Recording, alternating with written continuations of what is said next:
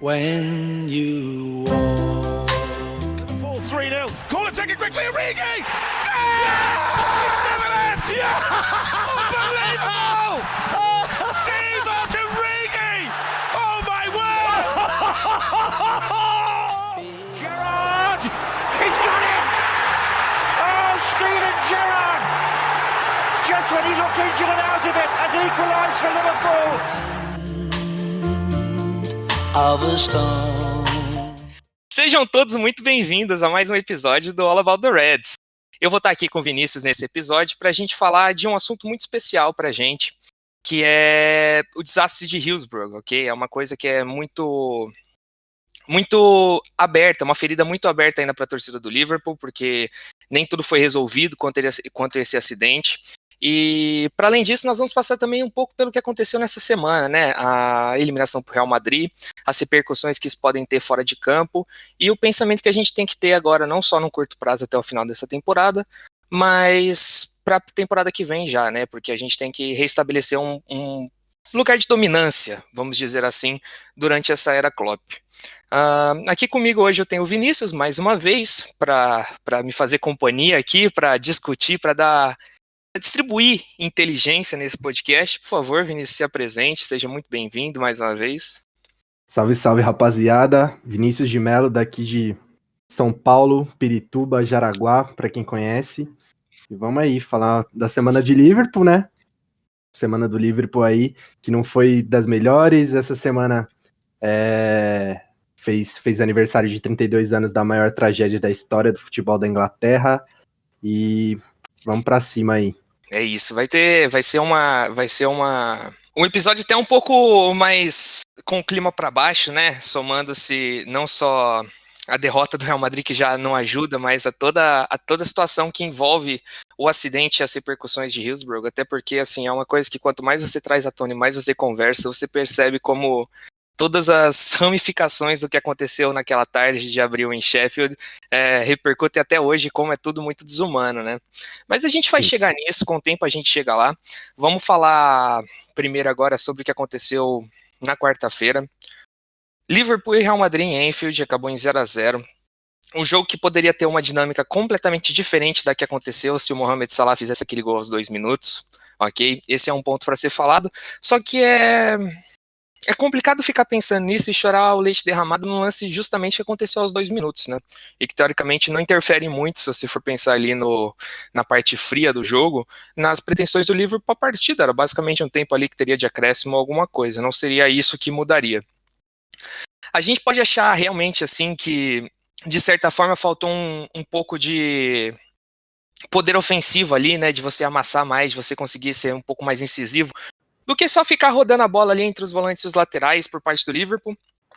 Mas é verdade também que a gente teve uma evolução, se a gente comparar com o episódio da partida anterior, basicamente, né, em que a gente viu um time ali aos 30 do segundo tempo, em que já não havia mais ali poder de reação, você já não tinha mais expectativa para um gol ali, para um segundo gol, em que abriria muito mais o jogo, né, obviamente. Pelo menos até o final desse jogo ali, enquanto houve perna, basicamente, você viu o time correndo atrás, você viu o Liverpool colocando o Real Madrid nas cordas, ainda que não tenha saído o gol, né, talvez tenha sido a melhor imagem na derrota que a gente poderia tirar desse jogo, seria essa, né, de que o time pelo menos lutou ali, teve alma, mesmo com o Anfield vazio. Cara, na minha opinião, assim, o Klopp errou no primeiro jogo, claro, a gente tem que falar isso, porque ele errou na escalação, ele deixou o time muito exposto e a gente cometeu os mesmos erros que a gente vem cometendo a temporada inteira. Mas nesse último jogo, para mim, o Klopp não errou em momento nenhum. Talvez em demorar para mexer no time ali, para fazer as substituições e tal. Mas eu gostei da postura do time, eu gostei em bastante, boa parte do tempo, como você disse ali nos 5 minutos, se o Salah faz aquele gol, a gente ia mudar totalmente a história do jogo. Eu acho que ali no segundo tempo faltou muita perna, na verdade, porque você via o Mané não conseguindo dar aquele pique que ele dá normalmente, ele tentando trabalhar a bola ali, fazer a tabela, mas ele não conseguia sair para receber, ele só tocava e não conseguia fazer o 2 ali. O Trent também se doou bastante nesse jogo, e quando que a gente vai dar um descanso pro Robertson também, né? Porque o cara tá jogando todos os jogos da temporada, se eu não me engano, ele é o jogador do Liverpool que mais joga, e a gente precisa de um lateral reserva aí. Não sei se o lateral tiririca, né, que a gente fala, O famoso. se ele vai aguentar substituir o Robertson, mas é um pouco difícil da gente falar um pouco assim de elenco, né? Principalmente nessa temporada, porque a gente vê que faltou planejamento realmente.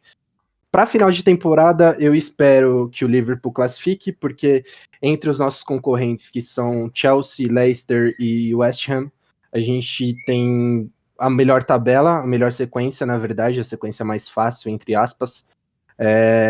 O Leicester, para mim, tem a mais difícil, o Chelsea também.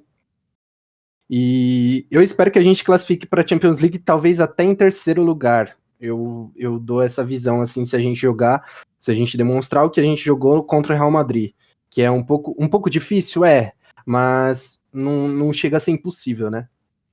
Sim, sim, eu concordo.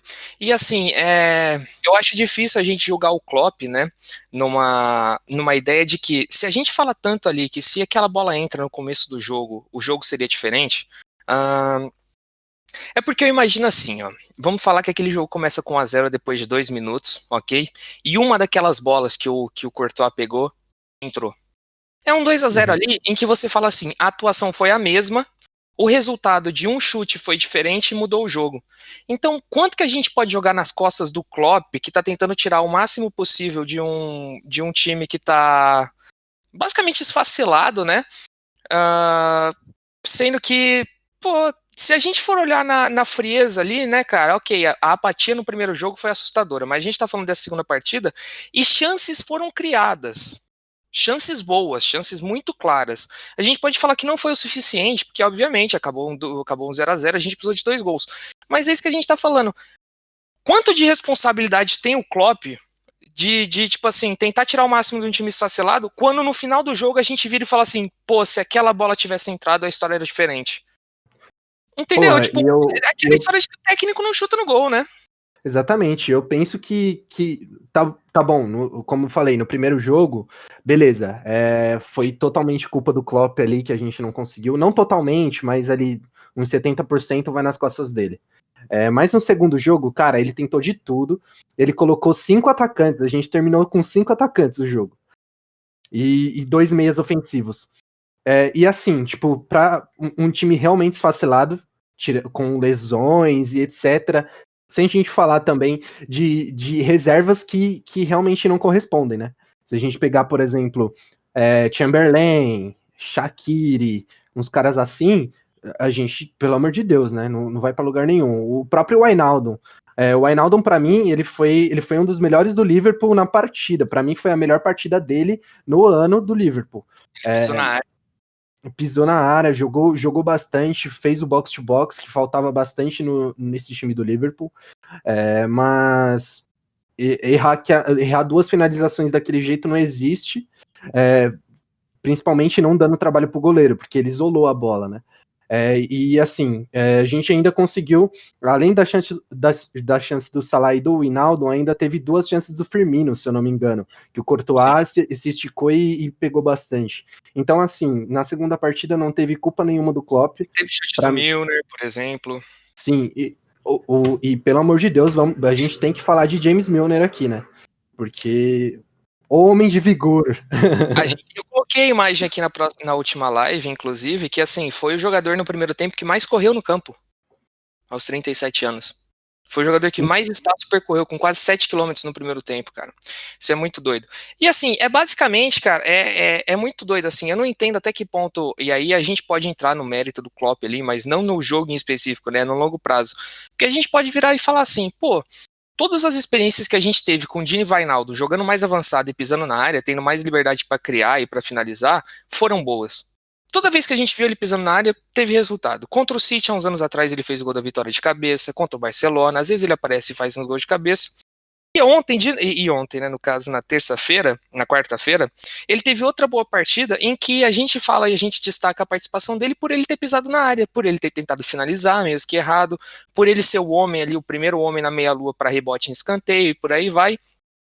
E assim, não é uma coisa isolada desses jogos, inclusive, porque toda vez que a gente vê ele ir para a Holanda, né, para a seleção holandesa, para jogar eliminatórias da Euro ou da Copa, enfim, a gente vê um Wijnaldum que joga quase de um camisa 10 lá, que mete gol atrás de gol, e a gente fica se perguntando, pô, por que esse Wijnaldum joga isso tudo na Holanda e não joga no Liverpool? Talvez seja por causa da posição, muito também, né? Assim, não que eu esteja querendo comprar essa dúvida, né, correr esse risco nessa altura do campeonato. Para mim, já passou da hora de cada um seguir o seu caminho, e isso não quer dizer que ele seja um mau jogador. Mas vai ficar para sempre essa dúvida, né? O que seria o Wijnaldum no Liverpool se ele pudesse pisar mais para frente?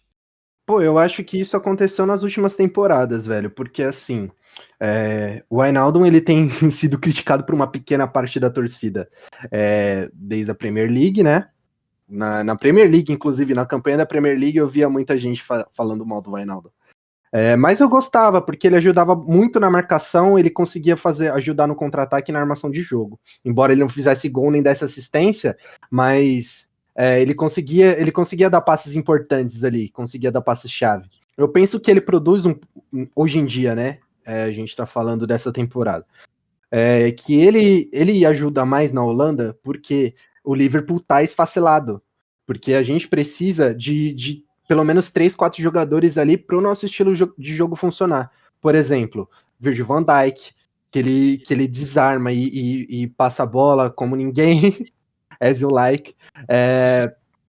Tem o Fabinho também, que tem a saída de bola muito boa e a gente perdeu ele por boa parte da temporada. Jordan Henderson, que ajuda e cobre o Wijnaldum quando ele não consegue voltar, que ele tá atacando, porque o Wijnaldum é o principal do meio campo, ao meu ver. E a tabela com o Firmino ali, que ele não estava conseguindo fazer boa parte dessa temporada. Então, para mim, o motivo do Wijnaldum não estar desempenhando tão bem quanto a gente viu nas últimas temporadas é esse. Lesão. Muita gente já tá cansado desse discurso, mas é isso, infelizmente é isso. É o porquê o Liverpool não tá se desempenhando bem. Pois, isso eu concordo, isso não tem muito o que discutir. Mas, para fechar o caso Wijnaldum aqui, te faço uma pergunta simples, direta, que eu quero que você responda como sim ou não, ok? Chegou dia 31 de junho, ok? E acabou o contrato de Gini Wijnaldum com o Liverpool. Ele assina com Barcelona, Inter de Milão, independente, foda-se. A minha questão é o seguinte, Gini Wijnaldum, para você, será lembrado como um Liverpool legend? Não. Não.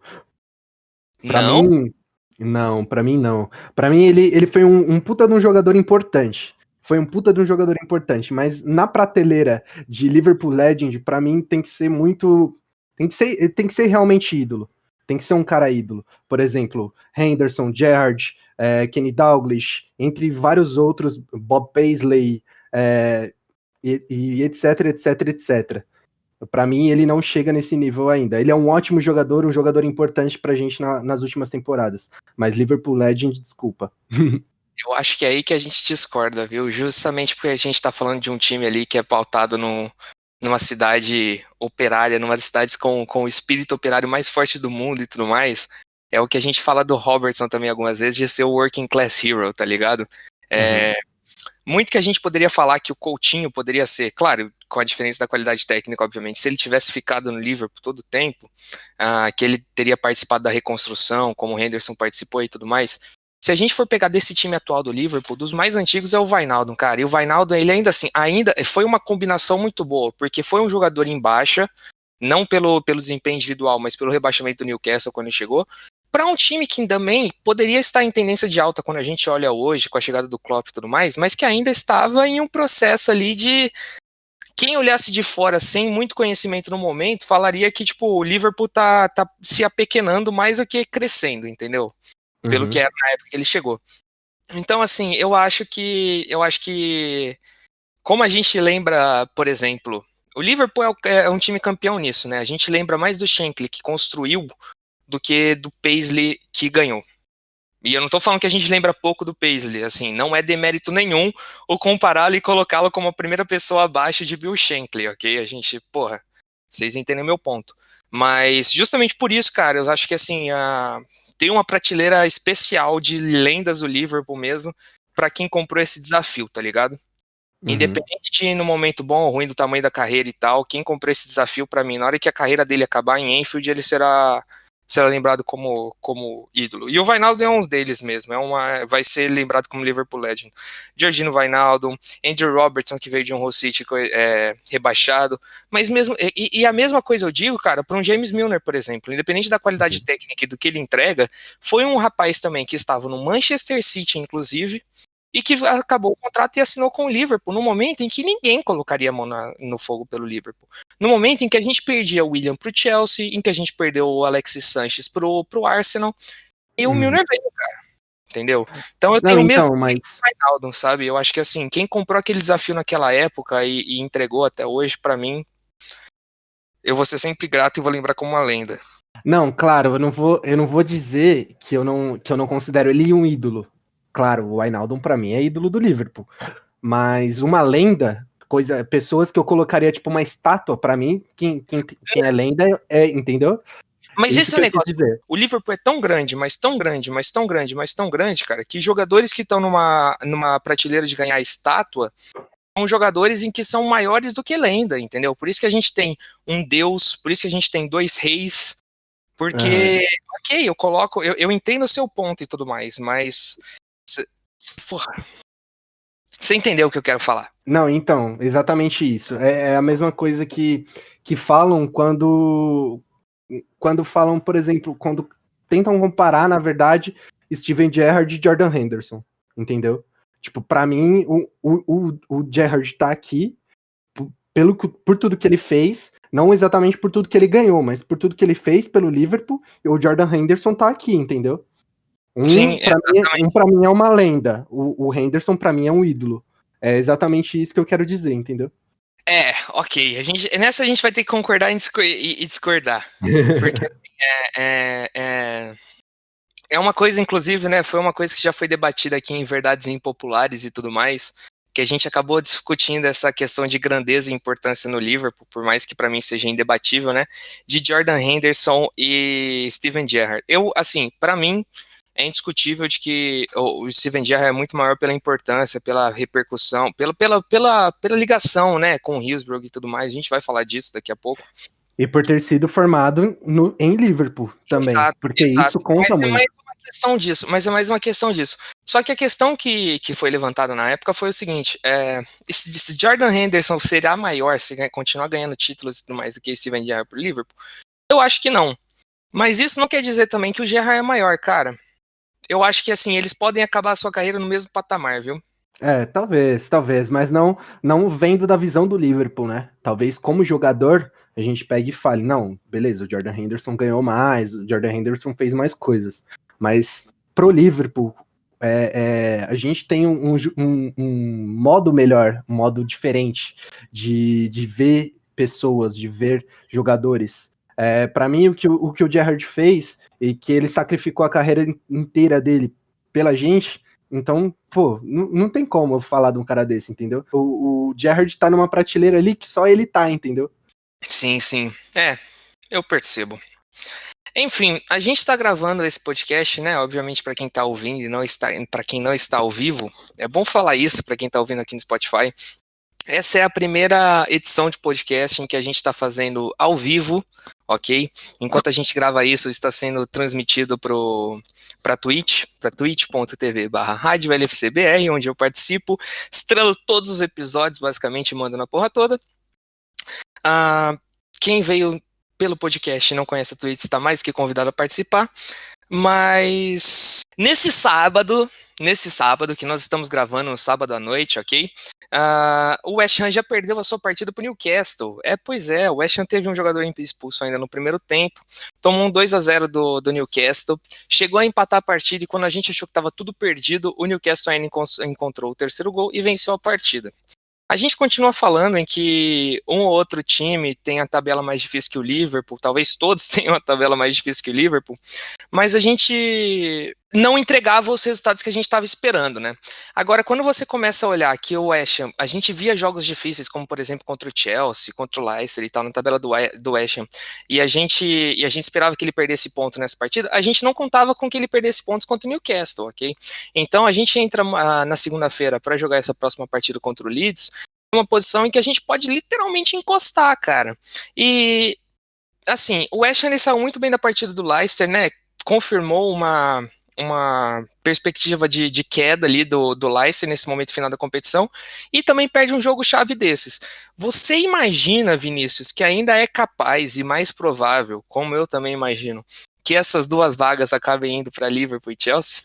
Cara, eu acho que a gente classifica em terceiro, inclusive. Porque a tabela do Leicester é a mais difícil dos últimos jogos. Sim. O Leicester pega os três concorrentes ali, se eu não me engano, é Manchester United, Chelsea e Tottenham, nas últimas três rodadas. Então, para mim, o professor Brandon Rodgers vai fazer o que ele faz de melhor, que é entregar. Entregar a paçoca. E para mim, a gente classifica em terceiro e o Chelsea em quarto, embora eu torça muito pro West Ham, pelo trabalho também do técnico deles, eu esqueci o nome agora. David Moyes, nosso querido David Moyes. E é bacana que assim, né? Também é o time do Harry Potter, então o Harry Potter torce pro West Ham, então é um grande fator aí pra gente apoiar também. O time é um lixo, mas a torcida, ali, faz parte de um dos meus filmes favoritos, então é foda você falar qualquer coisa, né? Tem sempre o meu filme favorito, inclusive. Mas enfim, vamos pro próximo assunto, né? Porque isso aqui já tá se estendendo demais. É um assunto muito delicado, inclusive, né? Que é basicamente o seguinte: nesse último dia 15 de abril agora, comemorou-se, e não é exatamente essa palavra que a gente viu usar, comemorar-se, mas enfim, é uma data que é lembrada, né, pelo aniversário do incidente, que é utilizada para recordar, justamente para você não esquecer o que aconteceu e que nem tudo está resolvido ainda. 96 torcedores do Liverpool, eles saíram de casa para ir ao estádio de Hillsborough, em Sheffield, na Inglaterra, no dia 15 de abril de 1989, para assistir o seu time jogar uma semifinal, como em tantas outras vezes, principalmente naquela época, com o time em alta. O jogo era Liverpool e Nottingham Forest, no estádio de Hillsborough, em Sheffield, e 96 desses 20 mil torcedores, talvez, que tiveram ali, não voltaram nunca para suas casas. Por quê? Incompetência de diversos fatores, desde a polícia até ordens ali que já existiam, ideias, recomendações que existiam por parte da polícia, que vinham do governo. Mas enfim, existiam duas grandes arquibancadas no estádio de Sheffield, no estádio de Hillsborough, em Sheffield. Uma delas cabia cerca de 14.500 a 15 mil torcedores e na outra cabia 21 mil torcedores. A realidade era um pouco diferente na época, mas não era tanto quanto hoje. Então, se você imagina que você tem Liverpool e Nottingham Forest indo disputar uma partida em campo neutro, você tem duas arquibancadas com uma diferença tão gritante de capacidade de público, obviamente que naturalmente você vai colocar a torcida do Liverpool no maior espaço. Isso não foi o que aconteceu, esse foi o primeiro grande erro das autoridades que organizaram o jogo. Pouco antes do início do jogo, a confusão já era notada do lado de fora, ok? Que havia uma superlotação, não era exatamente ainda uma superlotação na torcida do Liverpool. O que acontecia tinham muitos torcedores do lado de fora que não possuíam ingresso. Não só do lado do Liverpool, como do lado do Sheffield também, mas era uma maioria esmagadora de torcedores do Liverpool, ok? E o espaço organizado para a torcida ficar do lado de fora não era tão bem organizado assim. Organizado devia ser uma coisa falada entre aspas. Conforme o horário do jogo foi começando, conforme os jogadores foram entrando em campo e o barulho aumentava do lado de dentro, os torcedores que não tinham entrado ainda começaram a fazer uma pressão. Uma coisa até natural ali, naquele seu desespero de você já ter pago o ingresso e querer ver o seu time, é uma coisa passional, mas nada de agressivo, nada de confusão entre torcedores e tudo mais, apenas ali uma ansiedade já gerada do lado de fora. Só que esse lado de fora estava misturado em torcedores com e sem ingresso, e essa entrada no estádio não estava sendo a coisa mais prática feita pela torcida. No momento de confusão, com o jogo começando e a torcida apertando lá de fora para entrar, qual foi a decisão da polícia? A polícia abriu uma das saídas do estádio, um dos portões, quem já foi em um estádio no Brasil, você sabe que tem os portões ali que tem as catracas e tem os portões para saída, que eles não têm essas limitações de entrada, não tem essas catracas. Com medo de um acidente do lado de fora, a polícia abriu um desses portões para os torcedores entrarem, o que gerou ali uma correria, uma avalanche de torcedores com e sem ingresso para entrar no espaço. Primeiro problema, cabiam 14.600 pessoas naquele espaço, tinham mais de 20 mil pessoas. Na hora que esse portão foi aberto e você não teve mais o controle de ingresso, todo mundo entrou, ok? A entrada do estádio era baixa e a arquibancada subia. Só que tinham 2 andares, enfim. Conforme o pessoal foi entrando, não tinha como dissipar ali, por falta de espaço do lado de dentro, os torcedores para além do túnel. E tinha uma grade na frente, como é uma tradição e até hoje em estádios no interior do Brasil. Essa grade ela era reforçada e ela não cedeu, conforme os torcedores foram entrando e amacetando, literalmente, pisoteando os torcedores que estavam lá dentro. Com a atenção dividida por causa do jogo e tudo mais, levou um tempo para que geral no estádio percebesse o que estava acontecendo. Foram cerca de 6 minutos para 7 minutos até que o jogo foi interrompido. A comoção foi muito grande, obviamente, por ser uma cidade pequena e muito fechada, uma cidade ali de interior, quando a gente fala sobre Liverpool e tal, mas também pelo fato de que no dia seguinte, o principal jornal, o jornal mais vendido do país, que é o The Sun, ele publicou uma matéria extremamente parcial e talvez talvez eu digo, né, supostamente, alegadamente, porque isso não foi resolvido ainda em justiça, com interferência inclusive do governo da época para se omitir algumas informações e algumas cagadas feitas pela polícia. Os torcedores do Liverpool foram acusados numa capa em que estampava grande, em letras garrafais em cima, The Truth, a verdade. Os torcedores do Liverpool foram acusados de prejudicar os policiais durante a ação de controle e salvação de vidas, de roubar os mortos e de urinar nos corpos e nos policiais, ok? Isso foi um choque, na época, para uma cidade em que nem a rivalidade entre torcidas ali, se você for pensar aquela rivalidade de ódio, existia. Uma cidade em que você não tem uma diferença social, financeira, de classes, nem geográfica entre Liverpool e Everton, por exemplo. Então, que não fazia sentido nenhum aquelas acusações. De um governo na época extremamente orgulhoso e fechado, e que seria extremamente capaz, obviamente, de fazer isso, que era o governo de Margaret Thatcher.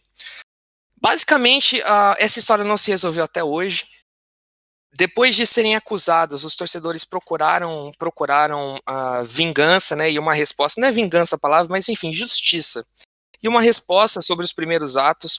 A cidade se uniu, não só em torno dos torcedores do Liverpool, mas entre torcedores do Everton, e alguns anos atrás, esses julgamentos começaram a ter respostas favoráveis, finalmente, aos torcedores e condenando as autoridades da época. Mas, para além disso, para além da questão histórica e tudo mais, é bom a gente falar sobre os desdobramentos, né? E qual que era a situação já quando isso aconteceu, porque isso não surgiu do nada também, né? E quais são os desdobramentos também para depois disso, o que aconteceram nos estádios ingleses, como que foram as medidas para além das acusações infundadas para a torcida do Liverpool, né? Quais foram as medidas que o governo tomou? Fala um pouquinho pra gente aí, Vini. Bom, antes de tudo, eu queria contextualizar um pouquinho para quem não conhece muito de estádio, né? Não é todo mundo que conhece, não sei se o pessoal que está assistindo conhece, mas eu queria contextualizar um pouquinho. Pensa num Pacaembu, por exemplo, quem já foi no Pacaembu ou alguma coisa assim. Tudo bem, a gente está falando de 20 mil torcedores, 28 mil torcedores em um espaço de 14. Mas vamos colocar um Pacaembu, que é a arquibancada norte ali, que é a arquibancada que você entra e dissipa. Você entra nela e dissipa, tem a arquibancada amarela e a verde. Então, pensa em 40 mil torcedores, 50 mil torcedores entrando ali e não conseguindo dissipar. Porque, tudo bem, o corredor do Pacaembu, ele é bem grande entre as arquibancadas e o alambrado, mas naquela época não era tanto, então era bem próximo ali. Então foi basicamente isso que aconteceu. Foi muita gente ali e as pessoas não conseguiam. Quem entrava pelo meio não conseguia ir para a direita. Um dos relatórios, eu vou pular uma parte aqui, só para dar um gancho até pro próximo tópico, que seria o relatório Taylor. O relatório Taylor, ele é muito importante para a modernização do futebol inglês. Ele dizia que se os corredores existiam corredores no estádio de Sheffield naquela época. E os corredores, eles se localizavam embaixo das arquibancadas. Então, as pessoas poderiam entrar nos corredores e se dissipar, e para outra extremidade da arquibancada.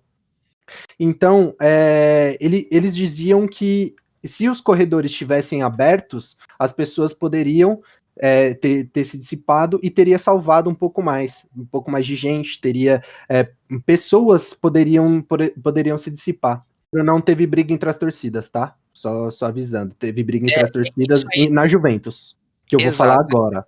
Exato, só um detalhezinho aqui, porque, tipo assim, isso foi uma coisa que levou um tempo pra entender, assim, pra entrar na minha cabeça como funciona, mas você tem que entender que é um estádio antigo e que no corredor, entre o lado de fora, a arquibancada e o espaço depois para você subir para a arquibancada, esse corredor ele estava fechado de todos os lados. E era um estádio em que o jogo estava começando, uma semifinal de Copa com o estádio sobrelotado, em que o barulho era descomunal. Então, à medida que o pessoal ia entrando, você não tinha como fazer barulho e falar para de entrar porque a gente está amassando. Porque o cara, quando percebia que não devia ir mais para frente, ele já estava sendo amassado pelo de trás. Ok? Sim. Mas aí o relatório ele puxou pro erro da polícia de não ter liberado os corredores, entendeu? Sim, não, exatamente. Só deixou o corredor central.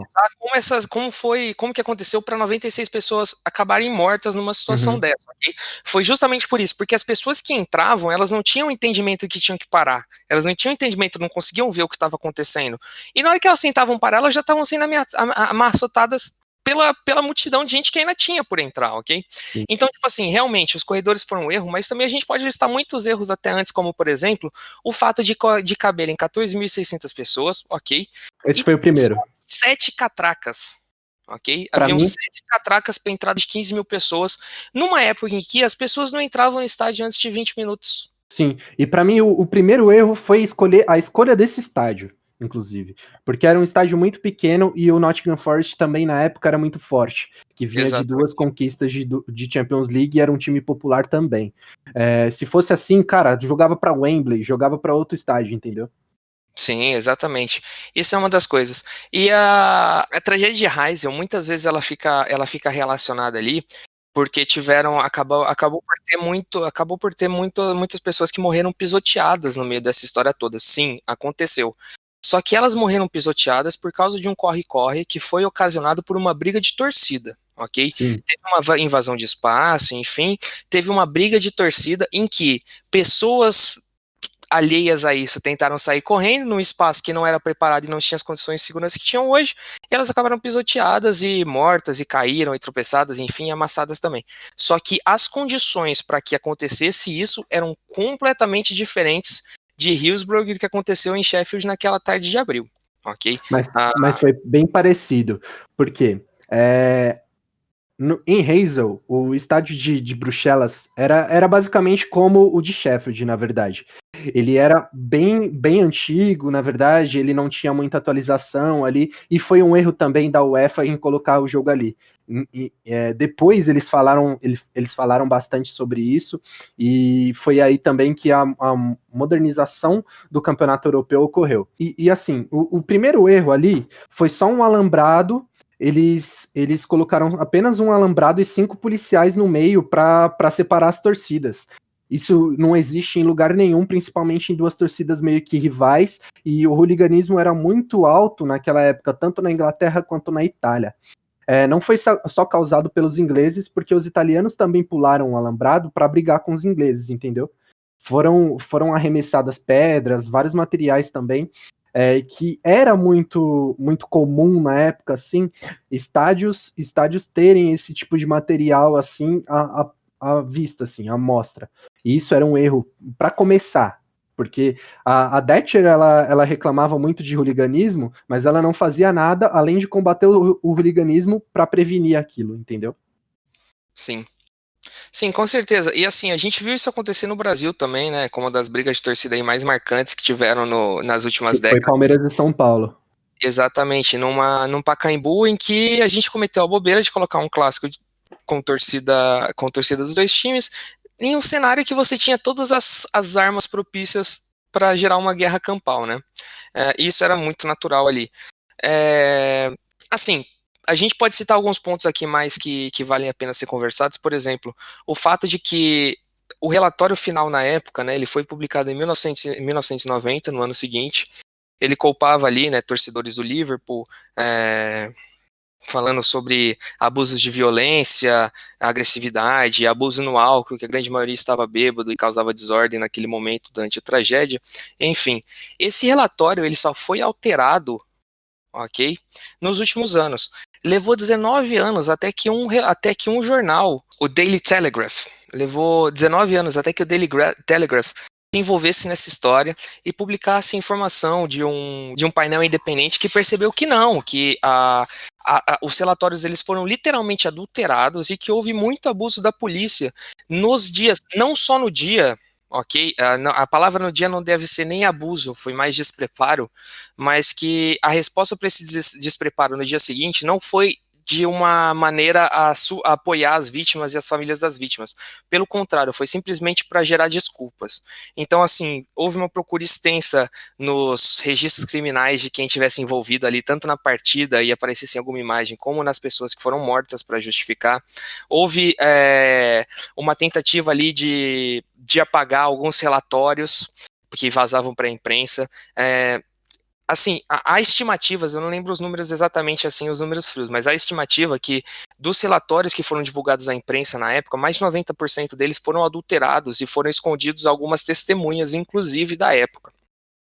Então, mas o mais bacana ali, eu não acho que a palavra nem é isso, nem é bacana em si, mas o mais legal que a gente pode tirar dessa história e de tudo que aconteceu é como realmente é o que a gente fala, né, e o que às vezes a gente esquece muitas vezes, principalmente no Brasil, a forma com que a rivalidade, com que o futebol é tratado, que tipo assim, o futebol é uma forma de integração e tudo mais, e que, porra, muda a vida de muita gente, dá sentido à vida de muita gente em certos momentos, mas que há coisas que são realmente maiores do que isso, né, e Liverpool, a cidade em si, é uma prova disso, como a cidade se uniu e se fechou durante mais de 20 anos, mais de 30 anos já, né, em torno de um assunto que por muitas vezes tentou ser esquecido e escanteado pelo resto do país, mas que não só os torcedores do Liverpool, mas os torcedores do Everton, os outros times da Premier League e tal, eles compraram essa briga por décadas e décadas, até que enfim,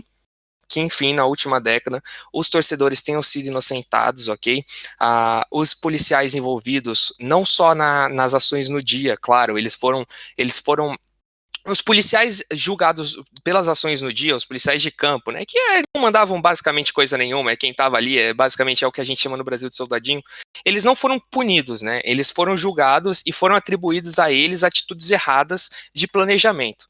Os que foram julgados como culpados mesmo foram as pessoas que estavam envolvidas no relatório e nas ações pós-jogo, nos dias e nos meses seguintes, que tentaram de toda forma ali pela influência e pela imagem do governo Thatcher, não só para sua popularidade interna, como para sua imagem internacional, porque foi um caso que repercutiu em todo o mundo na época, agiram de forma a tirar toda a humanidade da situação, ok? Tentando encontrar simplesmente uma justificativa para as ações do dia, e não para as ações, mas para o que aconteceu, né? Uma justificativa que fosse para além do próprio erro pessoal. Inclusive, o nome desse policial, de um dos 5, né? Foram 6 pessoas indiciadas. Foi o David Duckenfield, que ele era o chefe de polícia da época. O Graham Mackerel. Ele era o diretor de segurança do Sheffield Wednesday. Desculpa, não sei a pronúncia certinha. Isso. Peter Metcalf, que era o advogado representante da polícia nas investigações. Isso tudo, só abrindo parênteses, isso tudo foi depois do relatório das famílias das vítimas, que eles fizeram um escritório independente de advocacia apenas para esse caso, entendeu? Não teve nenhuma ajuda do governo, e todos eles foram particulares, detetives particulares, que juntaram provas e apresentaram aos tribunais. Depois do Peter foi o Donald Denton, o Alan Foster e o Norman Bettinson, que foram os 3 policiais do condado que estavam dentro do estádio também. Inclusive, o relatório diz Os relatórios dizem, na verdade, o julgamento diz, né, que muita gente poderia ser salva, mais de 40 pessoas poderiam ser salvas se eles tivessem liberado as entradas do campo, na verdade. Porque muita gente estava ali sendo esmagada e gritava para os policiais, para os jogadores e para a arbitragem, para liberarem as saídas, porque não estava dando. Isso foi questão de, na verdade, foi questão de 6 minutos de jogo. Porque ali tava todo mundo espremido e teve uma bola na trave. Então, eles abriram as saídas e todo mundo começou a se empurrar para ver o jogo, porque era uma semifinal de FA Cup. E na época, na verdade, a FA Cup era mais importante até do que o campeonato inglês, que na época ainda não era Premier League. Então, foi muita demora ali, e se eu não me engano, mais de 40 pessoas poderiam ser salvas, segundo o relatório. E uma coisa bacana de se falar, assim, bacana não, eu não tô tentando justificar nem nada a pessoa e tudo mais, e eu acredito que tenha feito só por pressão e por ver que a água bateu na bunda. Mas o David Duckenfield, ele é o único dos envolvidos da tragédia, assim, que assumiu a culpa. Em 2015, depois de muito tempo, ok, mais de quase 26 anos depois, né, ele chegou e ele assumiu responsabilidade pessoal, dizendo que a ação dele, ok, que a ordem surgiu dele de abrir um portão de saída para que esses torcedores entrassem, foi a responsável direta pelas 96 mortes dos torcedores, ok? E por que a gente fala isso? E eu também acabo concordando nessa situação pelo seguinte, eu não digo que foi um homicídio assim, não foi um homicídio, por assim dizer, que ele abriu querendo matar aquilo ali. Eu acho que foi uma negligência, foi uma atitude errada para uma pessoa que devia estar no comando ali, devia ter o treinamento e a experiência para passar por uma situação dessa. Mas sim, hoje quando você vê e você pensa que, independente do tamanho do espaço do lado de fora, é um espaço aberto e que você poderia... Cara, se você dispersasse a multidão que estava tentando entrar no estádio com bomba de gás lacrimogêneo, não seria tão danoso quanto você abrir aquele portão, entendeu? Uhum. E o Duckenfield, ele foi julgado e ele foi inocentado em 2019, depois do Porque julgamento pelo fato dele ter se declarado culpado. Exatamente. Ele foi julgado por negligência. Não, ele foi julgado por negligência grave e foi absolvido. E foi júri popular, se eu não me engano, também. Outra coisa que eu queria falar, na verdade, antes da gente finalizar esse assunto, era o porquê da Thatcher ela pesar tão a mão em Liverpool, na verdade. Muita gente acha, na verdade, quem não conhece, muita gente acha que era só na torcida do Liverpool, mas não. Era na torcida do Liverpool, do Everton, e de quem mais tivesse hooligan, na verdade. Mas em Liverpool, especialmente, ela fechava várias fábricas. Ela, na verdade, ela quis deixar a cidade falir. Ela mesma fala isso em várias declarações dela, que ela fecharia fábricas, e a cidade de Liverpool, na verdade, é uma cidade operária, é uma cidade operária, como você já disse, e naturalmente é uma cidade mais de esquerda, que puxa mais para sindicato, que protesta mais, para mais direitos. Não é uma cidade com muitas empresas multinacionais como é Londres, e é uma cidade muito mais operária, muito mais política na parte da esquerda. E como o governo dela era neoliberal, então ela puxava muito a sardinha para Londres, esquecendo totalmente Liverpool. Tem um texto muito bom na Premier League Brasil, no site. Eles explicam certinho o porquê. E, na verdade, tem uma música da torcida do Liverpool que fala When Margaret Thatcher dies, we're gonna have a party. É por isso, exatamente por isso, porque ela prejudicou toda a população de Liverpool. Isso não está resumido a futebol, isso está resumido à vida das pessoas.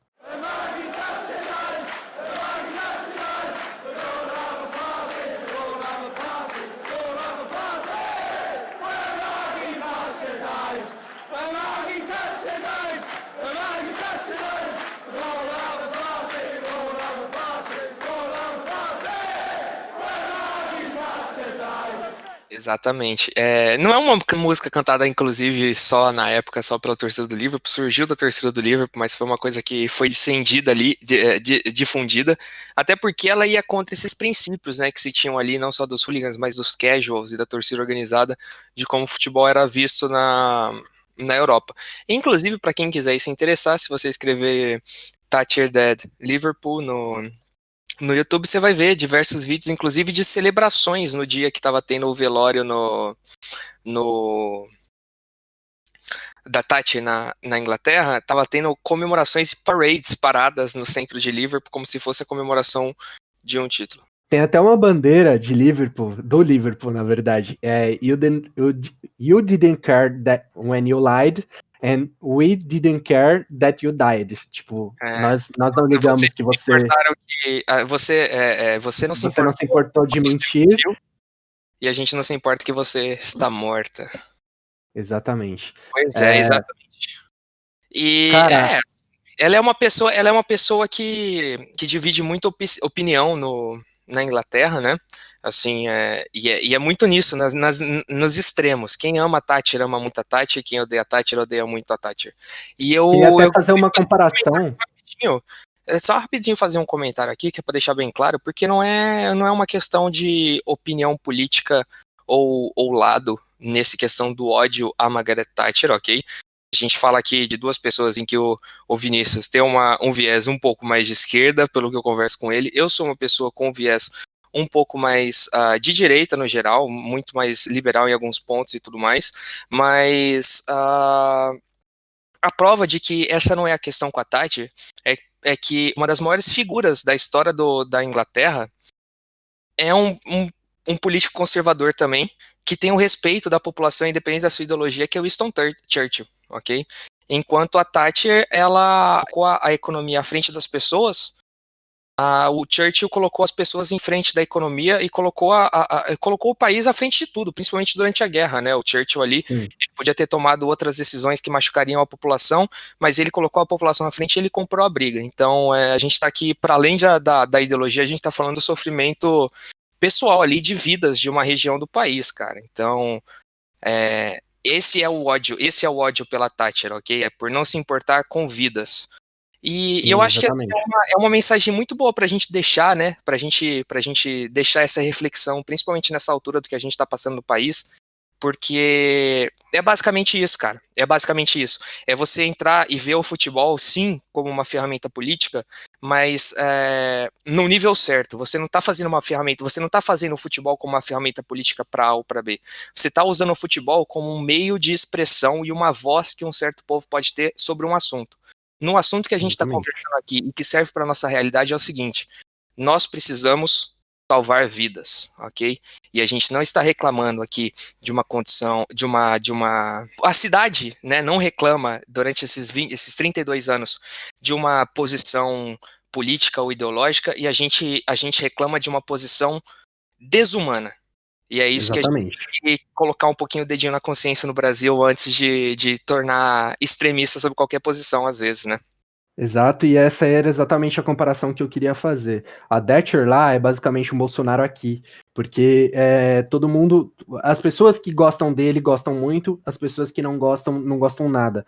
E a gente tá vendo nessa pandemia de Covid-19 muita gente morrendo e ele não faz nada. É basicamente o que aconteceu na Inglaterra na época. 96 pessoas morreram, mais 600 ficaram feridas e ela, tipo, meio que beleza, aconteceu, vamos bola para frente, entendeu?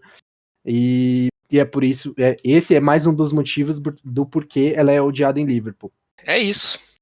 Acho que por hoje é isso, né? Você tem alguma consideração final para fazer? Você quer deixar alguma mensagem aí, Vini? Eu queria dizer assim, na verdade, queria até agradecer, né, a torcida do Everton também, porque eles sempre prestam homenagens ali, se eu não me engano, nessa última, nos 32 anos, eles chegaram ali com vários funcionários para prestar homenagens para os 96. Todo ano eles se juntam ali e fazem alguma coisa enquanto não teve a pandemia também. E também queria agradecer todo mundo aí que participou, e é isso.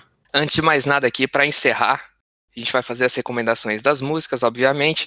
E a minha música aqui, ela vai um pouco especial para a data, mais uma vez, que é o seguinte. A minha música é He Ain't Heavy, He's My Brother. Ele não é pesado, ele é meu irmão, do The Hollies, que é uma música que ficou muito famosa entre a torcida do Liverpool e do Everton, para mostrar essa união acerca de um fato que vai muito além do futebol, ok? Então, em todas as homenagens que o Everton e que o Liverpool prestam, não só em conjunto, mas quando o Everton faz alguma homenagem solo a Hillsborough, tem essa faixa na torcida deles, tem essa faixa na torcida do Liverpool, no geral. Diz isso, cara, que acima de qualquer coisa ali, é o irmão, é o pai, é o primo, é o cara que, porra, cresceu com você e que a única coisa que acontece é que ele torce pra um time diferente. Não só para um time diferente, mas se ele torce, se ele tem uma posição política diferente, se ele votou em um candidato diferente, ok? No final das contas, he ain't heavy, he's your brother. E vamos pensar na humanidade, né? Pensar mais aí em questões humanas, porque, porra, assim, a gente pode ficar chateado às vezes da gente olhar tudo isso que acontece e tal, tudo isso que acontece no Brasil, e a gente tem que parar e pensar. É uma coisa que me pega muito, Vini, desde do acontecimento do rebaixamento do Vasco Atlético Paranaense. Sim. Aquela briga de Joinville foi uma das coisas mais brutais que eu já vi no futebol brasileiro, cara. E assim, talvez, independente de não haver mortes, assim, as cenas que foram passadas em TV aberta e que foram partilhadas em rede nacional do Brasil foram muito, muito, muito mais agressivas e chocantes do que as que aconteceram em Hillsborough, mesmo com as mortes. E a diferença é que bastou um Hillsborough acontecer dentro do território inglês para tudo mudar. Sim. E para o fato ser lembrado até hoje com o pêsame que é lembrado. Os 96 estarem marcados na camiseta do Liverpool para sempre. Qualquer uma dessas camisetas que são depois dessa data, elas têm a chama e os 96 aqui atrás, assim. O símbolo do Liverpool que está na camiseta do Vini tem as chamas em homenagem aos 96 e tudo mudou. Um acidente desse nível, uma tragédia dessa, ela acontece uma vez e ela pode só acontecer uma vez. E que a gente perceba isso no Brasil também, e que quando uma tragédia dessa aconteça, como aconteceu em Joinville, ela não simplesmente passe batido e nunca mais aconteça. Porque a gente viu o cara ali apanhando na cara com cano e com barra de ferro, e se eu perguntar para qualquer pessoa aqui do chat hoje, ninguém lembra sequer qual foi a data. E muitos não lembram sequer o que aconteceu em Joinville, tá ligado? Sim. Então falta esse tato. Exatamente.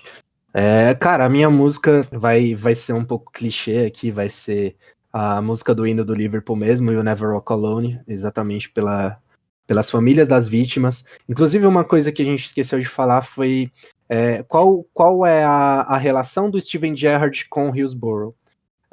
O Gerrard, na época, ele jogava na base do Liverpool, e no dia dos 96, o primo dele, de 10 anos, era 2 anos mais velho do que ele, o Gerrard tinha 8 anos naquela época, morreu em Hillsborough, foi uma das 96 vítimas. Foi a vítima mais jovem. Foi a vítima mais jovem da tragédia, com 10 anos. E fica aí o Never Walk Alone para todas as vítimas e as famílias das vítimas. E eu acho que é basicamente isso que eu quero falar aí mesmo. Outra coisa também que a gente esqueceu de falar é da tragédia do Pacaembu, a Batalha do Pacaembu, como eles gostam de falar. Muita gente também não lembra da data, eu lembro que é 1995, mas isso sempre acontece ainda. No Brasil, mesmo com todas essas tragédias, nada mudou no futebol brasileiro, a não ser por parte dos clubes mesmo de construírem suas arenas, entendeu? Mas por parte do governo isso nunca mudou, diferente da Inglaterra, porque a Thatcher saiu em 1990 e tudo mudou, tudo virou lei. Se eu não vou pegar 3 coisas aqui que mudaram bastante na Inglaterra. O Lord Justice Taylor, ele fez uma coisa, ele fez um relatório, na verdade, apresentou para todas as autoridades. Ele falou que muitas coisas que não evitavam, que na verdade facilitavam as brigas era o estádio sem grade, o número de catraca, que era muito pequeno, e ele assegurou, na verdade, ele falou para assegurar que todos os setores do estádio tivessem assentos, para extinguir, na verdade, as gerais, que aí ia recalcular tudo, ia mudar bastante coisa dentro do futebol mesmo, dentro da torcida. Beleza, o jogo inglês ficou muito mais frio, muita torcida realmente não canta, a gente fala isso, mas isso, em comparação a vidas sendo salvas, eu acho que é uma conta muito fácil, é um resultado muito fácil de se chegar. Eu concordo, é isso que sirva de lembrança, né? De lembrança. E eu vou encerrar agora com um minutinho aqui de silêncio. Eu vou micar os microfones aqui, em homenagem aos 96, que cara, isso é muito chocante para qualquer um da gente. A gente sempre tem que lembrar o seguinte: São 96 pessoas que saíram para ver seu time jogar uma semifinal de futebol e não voltaram para casa, ok? São 96 famílias, cara, que viram alguém sair num final de semana para assistir uma partida e não viram voltar, tá ligado? Então fica um minutinho aqui para eles.